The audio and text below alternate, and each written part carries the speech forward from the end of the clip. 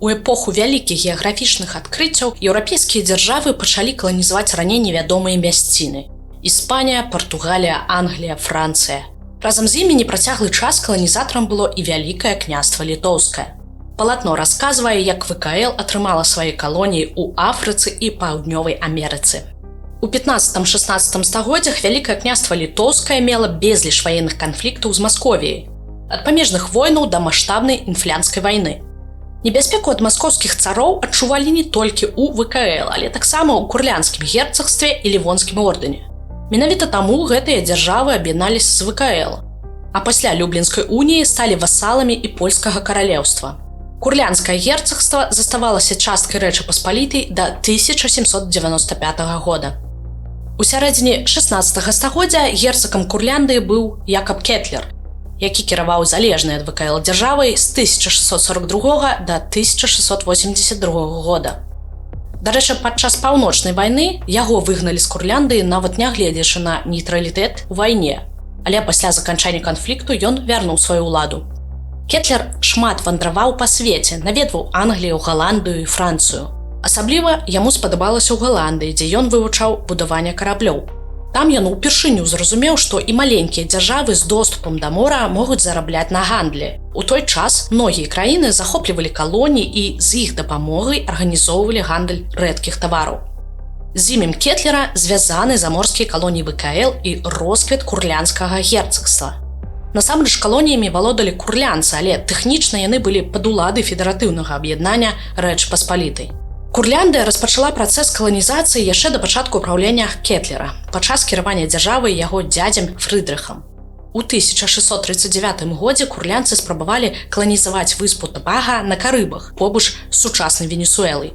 200 пасяленцаў загінулі цягам некалькіх месяцаў знаходжання на выспе. Па дадзеных латвійскіх даследчыкаў, пасяленцы загінулі ад шматлікіх нападаў мясцовых абарыгенаў. Даследчык Лені Німблет у кнізе «Табага, міфы і рэальнасць» расказваў, што курлянцы загінулі ад хвароб. Другая спроба каланізацыі выспы адбылася ў першы год кіравання Курляндыяй Кетлерам. Гэтым разам каланізаваць Табага спрабавалі не курлянскія пасяленцы, а замежнікі, галандцы на чале з Карнеліусам Карунам.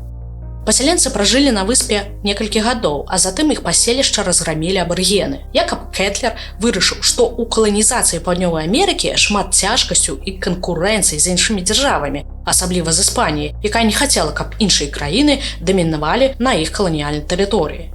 У 1651 годзе курлянцы купілі ў Афрыцы выспу. Яе назвалі выспай Святога Андрэя, цяпер гэта тэрыторыя Гамбіі.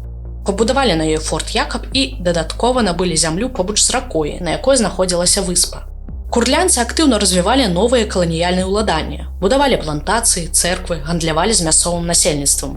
У 1653 годзе да Табага, былой калоніі Курляндыі ў Паўднёвай Амерыцы, даплылі курлянскія караблі з вайскоўцамі. Выспу назвалі Новай Курляндыяй. На працягу некалькіх гадоў там паўсталі новыя паселішча, дзе да пачатку паўночнай вайны жылі пасяленцы, больш за 1000 чалавек. З Афрыкі і Паўднёвай Амерыкі Курляндыя экспартавала цукар, тытунь, бавоўну, какаву і экзатычных жывёл. У 1655 годзе паміж Швецыяй і Рэчу Паспалітай пачалася паўночная вайна.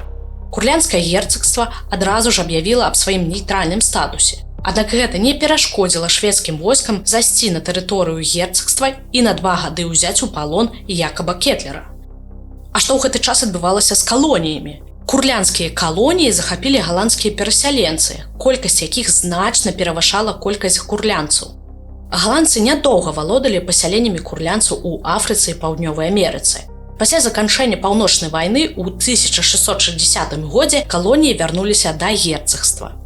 У 1666 годзе курлянскія пасяленцы пакінулі выспу Табага. Дагэтуль дакладна невядома, чаму гэта адбылося.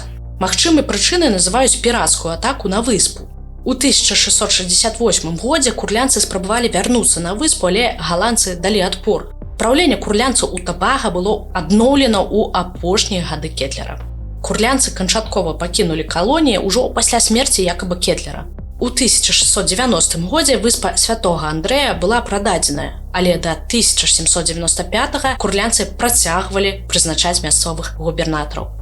Дзякуй за ўвагу, гэта было палатно, стаўце вашы лайкі і пішыце каментарыі.